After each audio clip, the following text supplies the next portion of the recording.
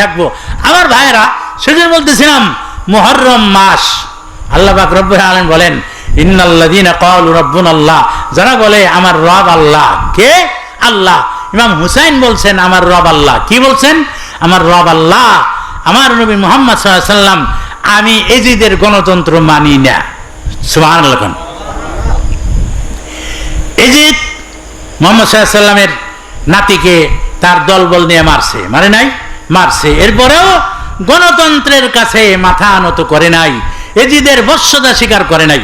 আমার ভাইয়েরা, বাবাজিরা, সেজন্য বলতেছিলাম আমি অল্প মানুষের সামনে, আমি এত অল্প মানুষের সামনে আজকে কথা বলছি, এত অল্প মানুষের সামনে আমি কথা বলতে পারি না। এরপরেও একেবারে যে পারি না তা না, মানুষ অল্প হোক আর বেশি হোক এর ভিতরে কোনো তাৎপর্য নাই, দুইজন হোক তারপরেও আলোচনা করা যায়। হযরতে শাইখুল ইসলাম আল্লামা শফি রহমতুল্লাহ আলাইহি তিনি 10 জন মানুষের সামনে আলোচনা করছেন, বয়ান করছেন। এই জন্য তিনি বলতেন যে বেশি মানুষ জমা করে ওয়াজ করা, এটা এই জন্য ওয়াজ করা এইভাবে না। আল্লাহ নবী এরকম জমায়েত করে ওয়াজ করে নাই। 10-12 জন 5 জন লোক দেখছেন যে তাদেরকে দিনের দাওয়াত দিবেন। সুবহানাল্লাহ। ইয়া আইয়ুহান নাস কুলু লা ইলাহা ইল্লাল্লাহ তুফলিহুন, 10-12 জন দেখলেই তাদেরকে দিনের দাওয়াত দিয়েছেন। আমার ভাইরা, এই জন্য আমরা অল্প মানুষ হোক দিনের কথা বলবো, কোনো সমস্যা নাই। মা বোনেরা আমার, আজকে আপনারাও তো খেলা দেখেন, আপনারাও তো এই যে মুহররমের ভিতরে দেখা যায় সিন্নি কইরা, এরপরে ওই যে কোদাকুদি লাফালাফি করে, করে কি করে না? কথা কয় না? করে না? হাই হোসেন হাই ঈমান, আছে না নাই? এইগুলা করা, এগুলা না যায়, সম্পূর্ণ বেদাত। ইমাম হুসাইনকে মারার পরে কুফার লোকেরা কান্নাকাটি বিলাপ করছে। আছে মাইরালে কান্নাকাটি করলে কোনো লাভ আছে? কথা না, লাভ আছে? কোনো লাভ নাই। ইমাম হুসাইন বলছে, এই এজিদের বাহিনীরা, তোমরা কি দেখো নাই যে বিশ্বনবী আমার এই বুকের ভিতরে চুমা দিছে, গলায় চুমা দিছে, মুখে চুমা দিছে? তোমরা কি দেখো নাই? তোমরা কি দেখো নাই? নবীজি কি বলে নাই যে যারা হুসাইনকে কষ্ট দেয় সে যেন আমাকে কষ্ট দেয়? এরপরেও কি তোমরা আমাকে মারবা? আমার কোলের সন্তান আলী আসগরকে মারছো, আর আমাকেও মারবে? দরকার নাই, আমি যুদ্ধ বিগ্রহ চাই না। তোমরা রাস্তা ছেড়ে দাও, বাদ বাকি যে কয়জন আছে এগুলো নিয়ে আমি মদিনার দিকে বা অন্য যে কোনো দিকে চলে যাই। তারা কোনো কথা বলে না, কেন আওয়াজ দেয় না। ইমাম হুসাইনের সঙ্গে তারা যুদ্ধ করব, কারণ এজিদের যে হুকুম, সেই হুকুম তারা পালন করবে। সকালবেলায় 10 তারিখ, 7 তারিখে হযরতে ইমাম হুসাইনের মেয়ে সকিনা হযরতে কাসেমের সাথে বিয়ে দিলেন। হাসান রাদিয়াল্লাহু তাআলার ছেলের সঙ্গে বিয়ে দিয়েছেন। মরার সময় হাত দিয়ে ওয়াদা করছিলেন যে ভাই তোমার মেয়ের সাথে আমার ছেলে বিয়ে দিও। এখন সময় পাই নাই, আজকে তাবুর ভিতরে এই কথাটা মনে পড়ছে। মনে পড়ার পরে তখন কাসেম সকিনার সাথে এই মুহররমের 6 তারিখে বিয়ে বাড়াই দিয়েছেন। সুবহানাল্লাহ। তাবুর ভিতরে বিয়ে হয়েছে 6 তারিখে। 7 তারিখে হযরতে ইমাম এই কাসেম বিদায় হয়ে গেছেন, এই সকিনার কাছ থেকে বিদায় নিয়ে ফোরাত নদীর তীরে যুদ্ধে লিপ্ত হয়ে গেছেন, শাহাদাত বরণ করছেন, আর ফিরে আসতে পারে নাই। এখন 7 তারিখ, 8 তারিখে আর বাদবাকি যারা আছে এরাও কিছু শহীদ হয়ে গেছে। 9 তারিখে বাদবাকি শহীদ হয়ে গেছে, ইমাম হুসাইন একা আছে। 10 তারিখে সকালবেলায় শহর বানু তার ছেলে, কোলের ছেলেটা, দুধের ছেলে ইমাম আলী আসগর কোলে দিয়া বলতেছেন, স্বামী আমার এই ছেলেটা পানির পিপাসায় মারা যাইতেছে, আপনি মেহেরবানি করে যায় ফোরাত নদীর তীরে যায় বলেন, হে এজিদের বাহিনীরা তোমরা একটু পানি দাও, আমার এই ছেলেটা পানির জন্য মারা যায়। ইমাম হুসাইন বললেন, শহর বানু তোমার এই কথায় কাজ হবে না, ওরা পানি দিবে না। এরপরেও নিরুপায় হয়ে ইমাম আলী আসগরকে ইমাম হুসাইন কোলে নিয়ে ফোরাত নদীর তীরে যায় ইমাম আলী আসগরকে সামনে ধরে বলতেছেন, এ এজিদের বাহিনীরা, এ আমার নানার উম্মতেরা, সুবহানাল্লাহ, তোমরা কি এক ফোঁটা পানি দিবা? এই আলী আসগর সকালবেলায় যখন মাকে বলতেছিলেন আমাকে পানি দাও, আমার জীবন চলে না, জিহ্বা ঘুরে না, গলা শুকিয়ে গেছে, কাঠ হয়ে গেছে, ইমাম আলী আসগরকে মা বলতেছেন, বাবা আমার জিব্বার ভিতরে তোর জিব্বাটা লাগায়া একটু চুষা মেরে দেখ পানি আসে কিনা। ইমাম আলী আসগর মায়ের জিব্বার ভিতরে যখন তার জিব্বাটা লাগাই দিছে, ইমাম আলী আসগর চিৎকার মাইরা ডাক দেয়া বলে, মা তোমার জিব্বাটা সরাও, এটা তো জিব্বা না, এটা একটা পুরা কাঠ। সুবহানাল্লাহ, এটার ভিতরে কোনো পানি নাই। এই আলী আসগরকে কোলে নেয় বলতেছেন, এজিদের বাহিনীরা, তোমরা কি একটু পানি দিবা? তোমাদেরকে একটু দয়া হবে, আমাকে পানি না দাও, আমার সঙ্গে শত্রুতা আছে। এই কোলের বাচ্চার সাথে কোনো শত্রুতা নাই। বারবার যখন বলতেছিল, এই জিদ ইবনে হুর বিষাক্ত তীর ইমাম আলী আসগরকে লক্ষ্য করে মারছে। তীর আস্তে আস্তে আস্তে আস্তে ইমাম আলী আসগরের কণ্ঠ ভেদ করে ওই দিক দিয়ে বের হয়ে গেছে, জিব্বাটা বের হয়ে গেছে। আব্বা বলে একটা চিৎকার মারছে। ইমাম হুসাইন তীর সহকারে ছেলেটাকে বুকে জড়াই ধরে কাঁদতেছেন আর কয়, নানা নানা, তুমি দেখলে না আজকে আমাদের অবস্থা, করুণ ইতিহাস। ইমাম আলী আসগরকে কোলে নিয়ে আস্তে আস্তে ঢুলতে ঢুলতে তাবুর ভিতরে আইসা বলতেছেন, সগীরা বলতেছেন, শহর বানু বলতেছেন, স্বামী আলী আসগরকে পানি পান করে আনছেন। ইমাম হুসাইন বলে, এমন পানি পান করে আনছি আর জীবনে পানি পান করবে না। সুবহানাল্লাহ বলবেন না, জীবনে পানি চাবে না। এই নে তোর পোলা। শহরবানু যখন আলী আসগর কোলে নিয়ে দেখে কণ্ঠভেদ করে বিষাক্ত তীর ওই দিক দিয়ে বের হয়ে গেছে, তার আর জান নাই, মারা গেছে, শহীদ হয়ে গেছে। ইমাম আলী আসগরকে কোলে নিয়ে শহরবানু কাঁদতেছেন। আর ইমাম হুসাইন বলে, তুই তোর মরা পোলা লইয়া কান, আমি কারবালার ময়দানে যাই, কারবালার ময়দানে আমার নানা আমাকে নিতে আসছে। সুবহানাল্লাহ, আমি কারবালার ময়দানে যাই, কারবালার ময়দানে আমার নানা আমাকে নিতে আসছে। আল্লাহু আকবার। শহরবানু কয়, না তোমাকে যাইতে দেওয়া হবে না। কয়, না তুমি রাস্তা ছেড়ে দাও, আমি চলে যাব। ঘোড়া নিয়ে চলে গেলেন যুদ্ধের ময়দানে। যুদ্ধ করতেছে, যুদ্ধ করতে করতে ময়দান খালি। ইমাম হুসাইনকে তীর মারে, তীর লাগে না। পয়গম্বরদের পোশাক পরছেন, দুনিয়ার কোনো মানুষের ক্ষমতা নাই ইমাম হুসাইনের শরীর একটা তীর মারে। সুবহানাল্লাহ। পয়গম্বরদের পোশাক পরছে ইমাম হুসাইন, যেই দিকে যায় ময়দান খালি, একবারে ময়দান ফাঁকা হয়ে গেছে, কেউ নাই, সব ফাঁকা হয়ে গেছে। আস্তে আস্তে করে পানি পিপাসায় ফোরাত নদীর তীরে নামছে। নামার পরে, গুড়া থেকে নামার পরে পানির নিকটে আইসে নামলেন। নামার পরে শরীরের সব পোশাক খুইলা পালাইছে। পয়গম্বরদের পোশাক খুলছে, একমাত্র পায়জামা আছে আর একটা গেঞ্জি পরা আছে। ইমাম হুসাইন নদীতে নামছেন, হাঁটু পানিতে নামছেন। নামার পরে দুই হাত দিয়ে এক চোল পানি উঠাইছে, খাবে, পান করবেন। যেই মাত্র মুখের কাছে আনছেন, এই সময় আলী আসগরের কথা মনে পড়ে গেছে, সাথে সাথে পানি ফেলে দিয়েছেন, পানি আর পান করে নাই। কিন্তু সহ্য হয় না, জিব্বা কাঠ হয়ে গেছে, লড়ে না, আওয়াজ দিতে পারে না। আবারও পানি উঠাইলেন। আবার যখন পানি উঠাইছেন, পান করবেন, মুখের কাছে আনছেন, এই সময়ের ভিতরে তার কে যেন বলতেছেন, তুমি কাশেমের অবস্থা দেখো, অন্য অন্য যারা আছে তাদের অবস্থা দেখো, তুমি যে পানি পান করতেছ, ব্যাপারটা কি? হযরত ইমাম হুসাইন পানি ছাইড়ে দিছে, কিছুক্ষণ দাঁড়ায় রয়েছেন, মানে অন্যমনস্ক অবস্থায়, কি করবে, কি কর্তব্য বিমূঢ়।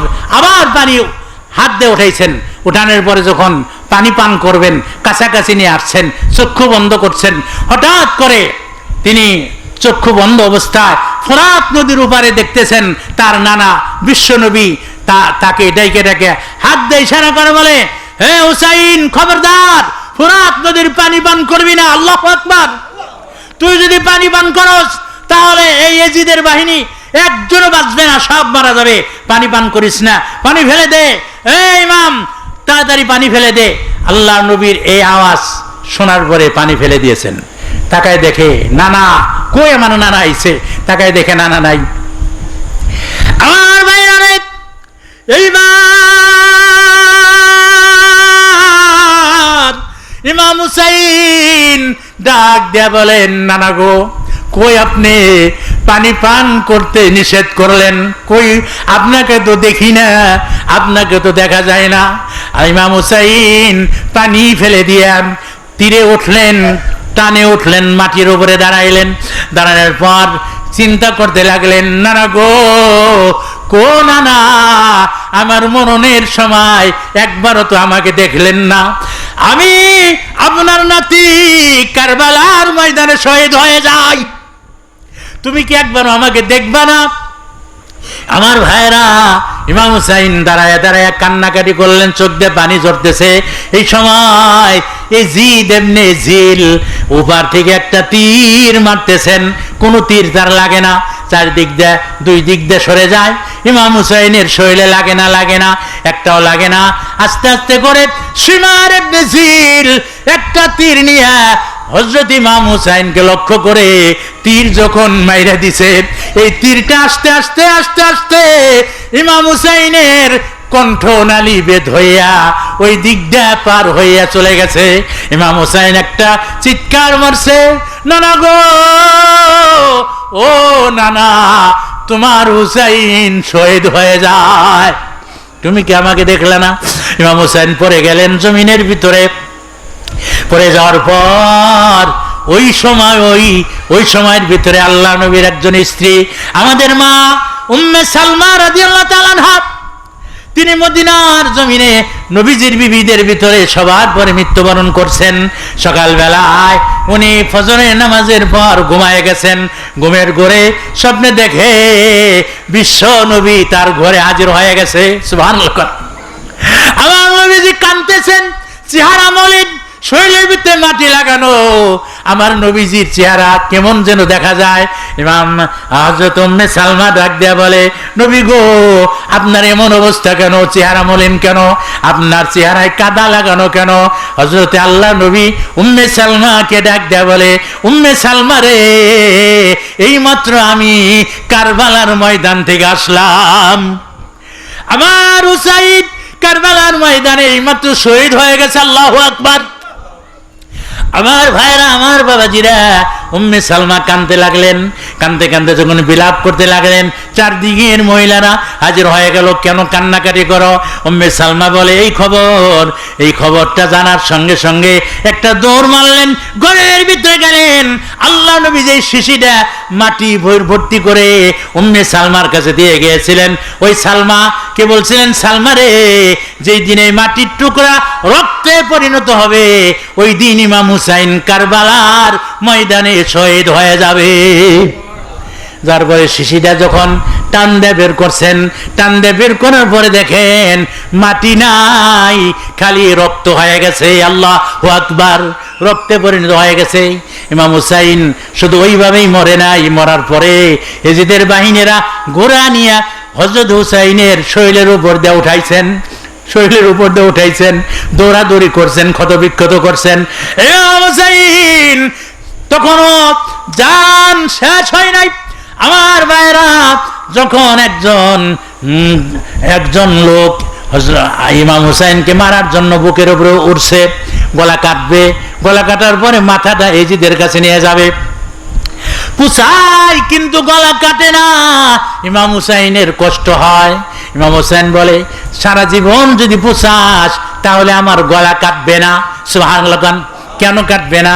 এই জায়গার ভিতরে আমার নানা চুমা দিছে, যে জায়গায় চুমু দিছে ওই জায়গার ভিতরে খোদার কসম, ইব্রাহিম আলাইহিস সালাম যখন ইসমাইলের গলায় ছুরি চালাইছে, ছুরি কাটে নাই। আর আমি নবী তো, আমার নবী তো ইব্রাহিমের চাইতে বড় নবী। সুবহানাল্লাহ। তার সম্মান যেখানে লাগছে ওই জায়গায় ছুরি চলবে না, তাহলে কেমনে তোমার গলা কাটা যায়? হযরত ইমাম হোসেন দেখাই দিলেন, এই জায়গার ভিতরে পোষ লাগাও। যেই জায়গার ভিতরে নানা চুমা দেয় নাই ওই জায়গার ভিতরে পোষ লাগাইছে, রক্ত বের হয়ে গেছে, মাথাটা আলাদা হয়ে গেছে। ইমাম হুসাইনের শরীরটা কত বিক্ষত করে দিয়েছেন। আমার নবী বলেন, হে আমার উম্মতেরা, কিয়ামতের ময়দানে আমি নবী সিজদায় পড়ে বলবো, আল্লাহ তুমি আমার গুনাহগার উম্মতকে মাফ করে দাও। জবাব আসবে না, আমার আল্লাহ জবাব দিবে না।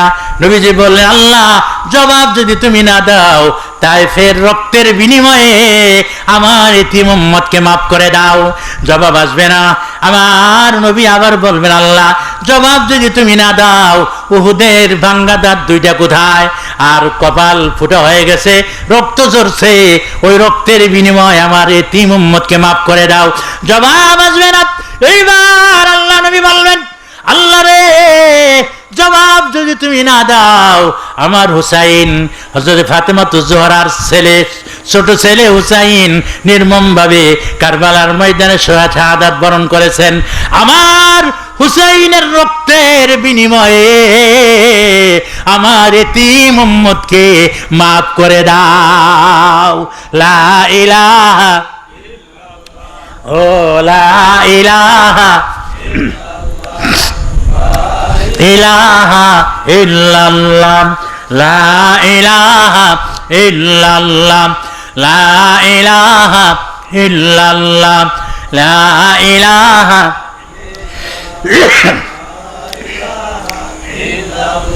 লা ইলাহা ইল্লাল্লাহ মুহাম্মাদুর রাসূলুল্লাহ।